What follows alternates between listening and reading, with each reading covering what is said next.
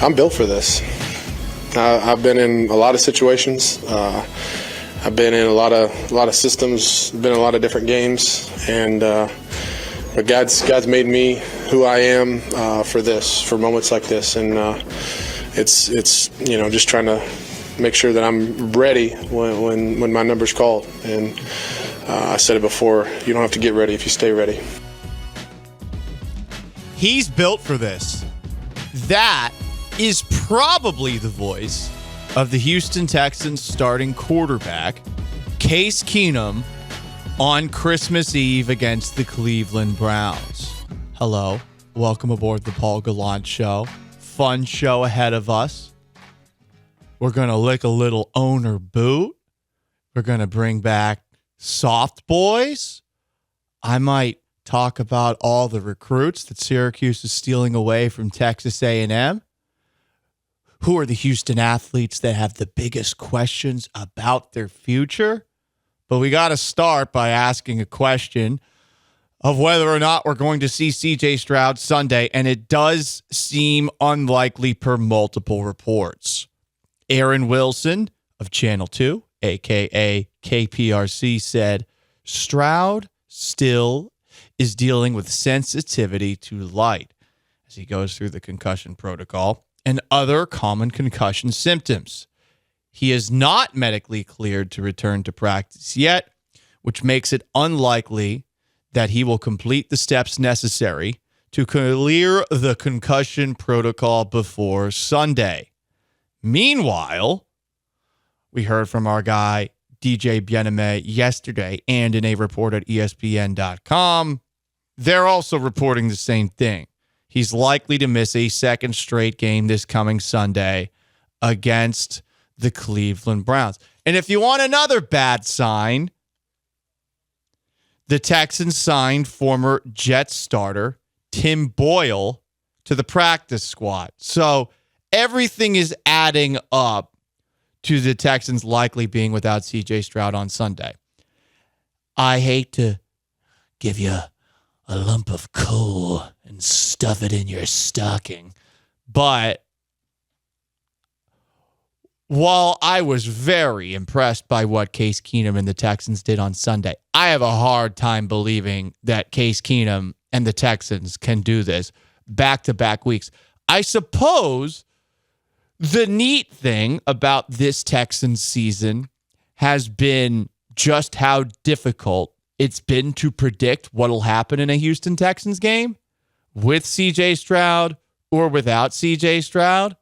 I mean, they beat the Bengals on the road with Joe Burrow, but they also lost to Bryce Young and a winless Panthers team. They also lost to Desmond Ridder. They got blown out by Zach Wilson, but they went on the road with half the team missing with Case Keenum. They've been unpredictable. They've been fun. But I think the odds are against the Texans 2 weeks in a row getting a win with Case Keenum under center, especially when this coming Sunday against Cleveland, they're going to be going up against a Browns defense that's really good. You heard Kevin Stefanski, the head coach of the Cleveland Browns, just yesterday talking about how he believes Myles Garrett is a Defensive Player of the Year candidate, and he's one of many good defenders on that Browns defense, which is the reason that they are 9-5, despite having a bad year from Deshaun Watson when he was healthy. Dorian Thompson-Robinson playing a little bit, rookie quarterback. They've turned to Joe Flacco. Yeah. And they're winning despite 3 interception performances by Joe Flacco. So I'm not saying the Texans can't win on Sunday. I have given up on predicting what the Houston Texans will do on a given Sunday, but I think it's going to be hard. Sean Mapes behind the glass. Are you feeling the same way? Like back-to-back weeks, can they win with Case Keenum? I feel like once, that's possible. Multiple times, I don't know. Yeah, I think playing at home helps. I think getting Nico Collins maybe back helps. If they can be a little bit more healthy, then, instead of throwing it to Noah Brown and John Mechie and and Sims, whatever Steven Sims, yeah. Yeah, whatever his first name is, Sims. I was like, who's that guy? It's never good, like the week before Christmas on your the team that you've watched all year and they're starting a receiver that you're like, I have no idea who this guy is. So they might not have to do that this week. That would be nice because it seems like Nico Collins could be bad. Yeah, he's progressing. How CJ isn't progressing with his concussion. It looks like Nico's progressing with his, was it groin, hamstring? Right. I forgot which one. But, like you said, with this team, like you never quite know what you're going to get. It's a little bit of the, do you think Joe Flacco is a bad enough quarterback to tear apart the Texans secondary? Because that's kind of what happens with the bad quarterbacks. That's the other part about this. Right. Because Will Levis, we feel like he's trending up. But Joe Flacco is a guy who was out of the league at the beginning of this season. Like 3 weeks ago, he was out of the league. So that is something to take note of. Also, Sean, at the beginning of your answer, you mentioned how home field could be an advantage. Well, hang on. Think about it from this perspective. People from Cleveland, they know what they're dealing with, right? It's a terrible bleep hole, Cleveland. It's actually the armpit of America. People want to put that on Florida. Florida rules, especially this time of year. People are very nice to Florida this time of year. But Cleveland, Ohio is a place where rivers catch fire and there's crippling depression everywhere, and there's no more LeBron James to save the economy.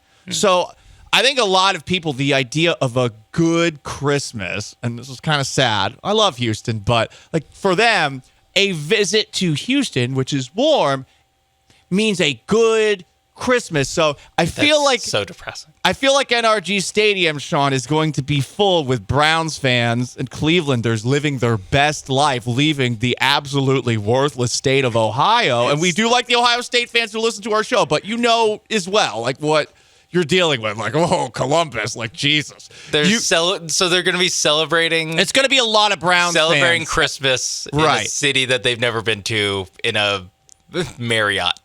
Listen, Sean, and how watching many the Browns?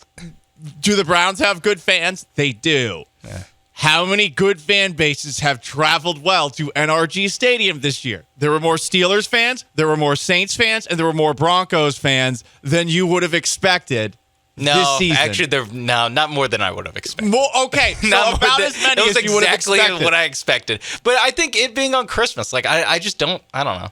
I don't feel like people travel to cities they've never been to for Christmas. You are underestimating the depression that an Ohioan deals with on a daily basis. They'd live there. They choose to live there. Exactly. But if they didn't live there, they'd be happier. And so any place that's remotely warm to them. Didn't they just play in L.A. like 2 weeks ago? Right. Yeah, go to L.A. That's expensive, though. It's expensive to go to L.A. on a vacation. Houston is actually a very reasonably priced vacation. Now, you do during Christmas?